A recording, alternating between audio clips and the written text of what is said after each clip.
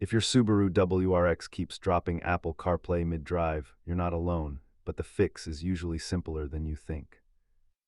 Statistically, over 80% of CarPlay connection issues are caused by worn-out or low-quality charging cables. Let's run through a quick diagnostic to find out exactly where your connection is breaking down. Start with the basics: clean your ports, swap to an official cable, and reset the pairing between your phone and Starlink. If software isn't the issue, the physical USB hub in your WRX center console might be failing or loose. Double-check that Siri is enabled and that CarPlay is allowed to run even when your phone is locked. Many WRX owners switch to wireless adapters to avoid physical port wear, though wired remains the gold standard for audio quality.